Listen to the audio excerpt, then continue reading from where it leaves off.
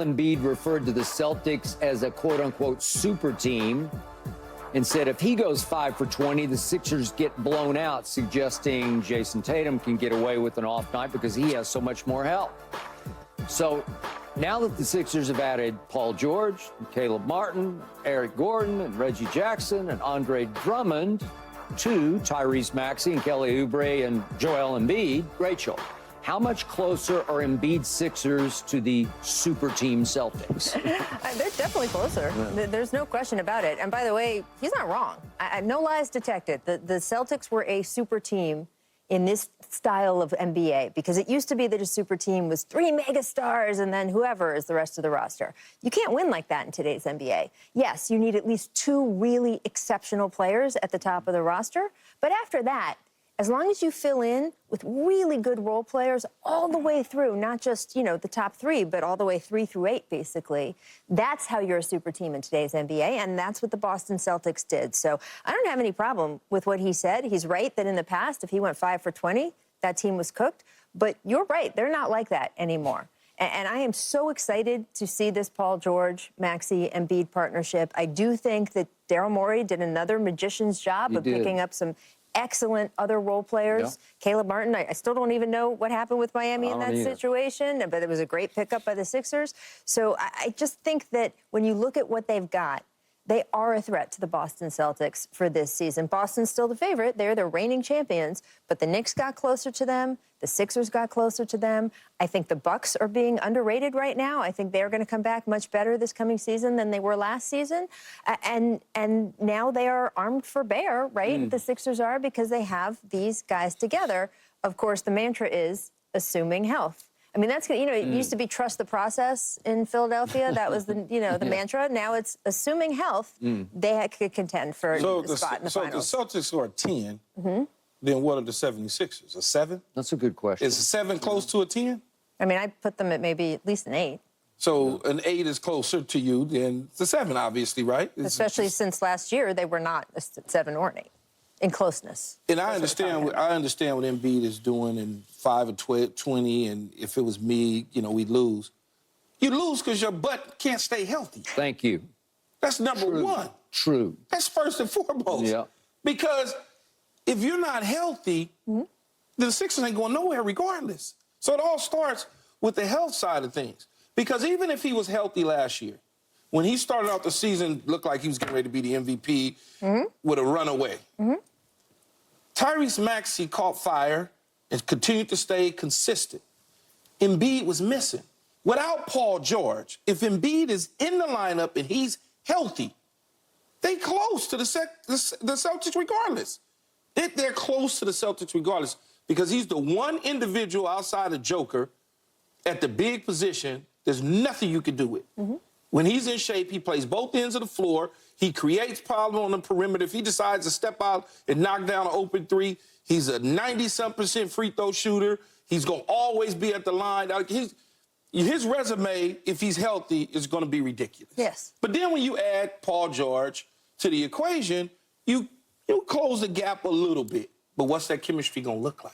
Are they going to be, because every single year that Embiid has been healthy and in Philadelphia starting the season, they've always had somebody. Whether it was when Jimmy was there, then you go out and you get James Harden. So you've always, in the offseason, picked up a piece or two, but then you fall to the wayside because you're not healthy. So that 1 or 2 pieces that you acquire can't take you over the hump because you're not there. So he's got to focus in more on him getting healthy, if it's his diet, whatever it is, so he can be on the floor. It's not about going and finding 6 or 7 guys. It's about him staying healthy.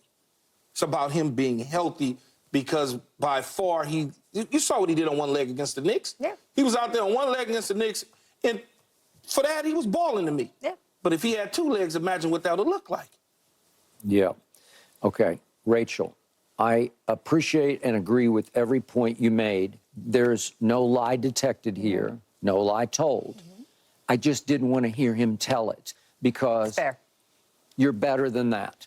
Because to answer your question about if they're a 10, how close? When he's right, when he's healthy and plugged in and engaged and in shape, They're a 10. That's who they are because he's better than anybody the Celtics have individually. He's better than Jason Tatum. He's better than Jaylen Brown. He's better than Porzingis. Name them. Al Horford, obviously. Yeah. I mean, he's just better when he's right. But it's rare that he's right, where he's completely plugged in and engaged and in shape and all those things because he's extraordinary. We have never seen a big man be able to do the things that he does on a consistent basis.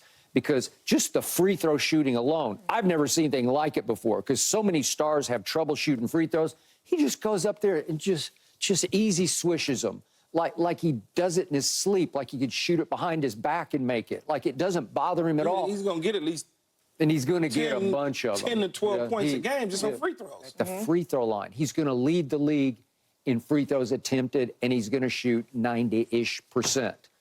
You can't buy that, man. You can't find that. So I just don't need to hear him say, yeah, but they've got a super... you got a super you.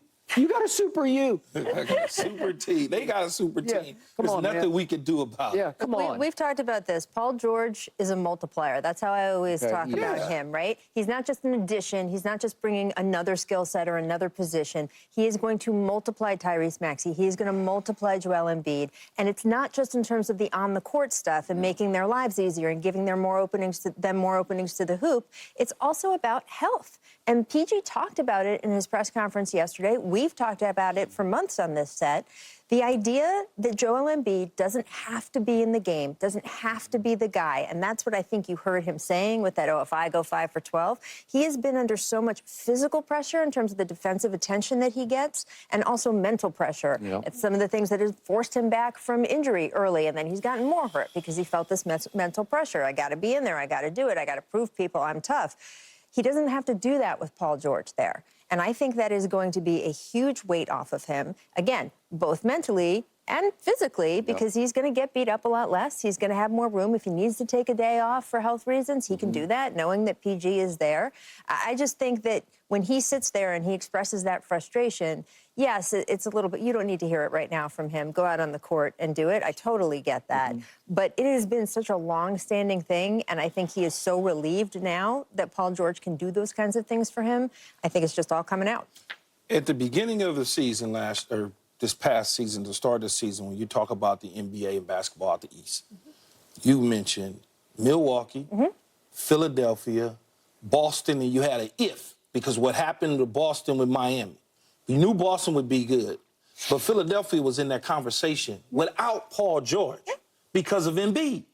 They was in the conversation. I liked him. And Embiid just didn't stay healthy, and then he got healthy enough at the end of the season, but it didn't carry him where they wanted to because he was still limping and re-injuring. Remember against the Knicks, he jumped up. I don't know if it was a rebound or a block shot or something, but he jumped up, he came down on it, and it buckled. And then all of a sudden, you got to go in. You figure he's not coming back out the second half. All of those sort of things. So just because they pick up Paul George, I get it, I understand it, but it starts with him and that health. But why was he injured for a big chunk of the end of the season?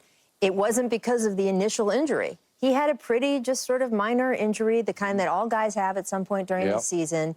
He rested an extra game. He got a ton of criticism for resting an extra game. It happened to be against Jokic. That sort of started up all of that again. And he felt all of it. He said it out loud. He said he felt all this pressure to come back for the next game and to prove to people that people who keep saying, oh, you're too fragile, you're too injured, and he doesn't see himself that way, and that's when he got hurt. See, so if you can eliminate that mental process for him where PG can be like, man, I got this. Stay off your feet for another game. Let's give it until you really feel 100%.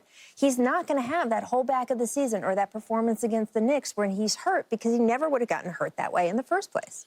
I think getting hurt has something to do with his staying healthy, being healthy. That's just